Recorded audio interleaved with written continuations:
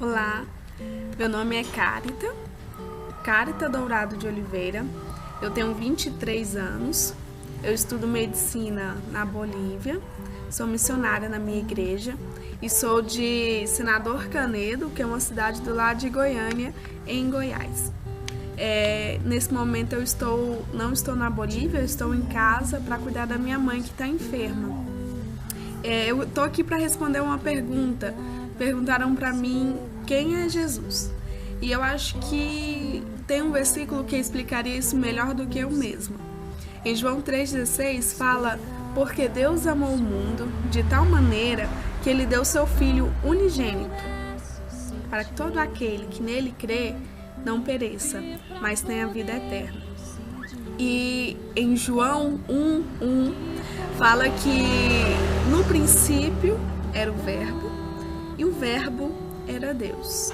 E o Verbo estava com Deus. E o Verbo, depois, se fez carne e habitou entre nós. Isso quer dizer, primeiro, como diz em João 3,16, que Jesus é o Filho de Deus, o único Filho de Deus que veio ao mundo, segundo a história que nós cremos na Bíblia, por meio de Maria, que foi concebida pelo Espírito Santo, e ele habitou entre nós. E segundo João 1, ele é o próprio Deus. Mesmo que para nós seja difícil entender que ele seja o próprio Deus, a Bíblia diz que ele era o próprio Deus. O Verbo estava com Deus, ele era Deus, ele se fez carne, ele habitou entre nós. Agora, por que Jesus veio?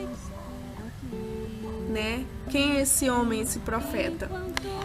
O povo de Israel tinha uma promessa de que viria o Messias, o Salvador, que poderia livrar as pessoas de todo o mal que elas estavam vivendo. Mas elas não entenderam que o mal que elas viviam era estar afastadas de Deus por meio do próprio pecado delas. Como diz em Romanos 3,23, que todos pecaram e se afastaram da glória de Deus. Então, todos estávamos afastados da glória de Deus, da presença de Deus.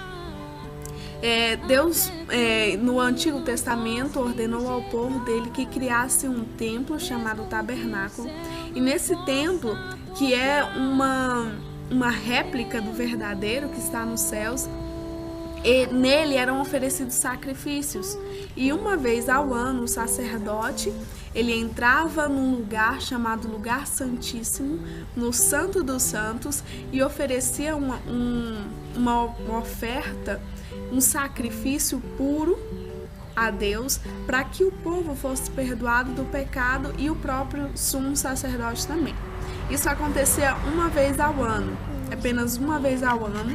Esse sumo sacerdote poderia estar entrando nesse lugar santíssimo, porque ali estava a presença de Deus, representada através da arca do Senhor, e ele só poderia entrar nessa presença de Deus uma vez ao ano, oferecendo sacrifício de sangue. Em Hebreus 9:22 diz que quase todas as coisas eram purificadas com sangue. Sem o derramamento de sangue, não haveria remissão ou perdão dos pecados. Jesus veio, nos ensinou como agir. Daí vem o nosso nome, somos chamados de cristão por sermos pequenos Cristo. Ele nos ensinou como fazer, o que fazer. E após esse tempo em que ele esteve nos ensinando, ele se ofereceu como um cordeiro mudo, como diz em Isaías 53. Ele não disse nada, como um cordeiro que foi levado para o matadouro. Ele foi mudo, sem falar nada. E ele derramou seu sangue. Ele morreu. E foi o melhor, o único, o sacrifício único que pôde limpar-nos, que hoje pode limpar-nos dos nossos pecados, para que assim, sendo limpos, sendo purificados e nos tornando santos como Ele é, então nós podemos estar na presença de Deus. Esse é o presente, esse é o motivo, estar na presença de Deus. Então Jesus, ele veio como Salvador, o nosso Salvador, para que hoje nós pudéssemos ser libertos do nosso pecado. Continuamos pecando sim, mas nós podemos hoje pedir perdão, nos limpar, nos purificar e entrar novamente na presença de Deus, graças ao sacrifício de Jesus. E após a morte dele, a palavra de Deus diz que ele entrou no santo, no santuário, mas não mais essa réplica feita por mão de homens, mas no santuário perfeito, nos céus, onde está o nosso Pai.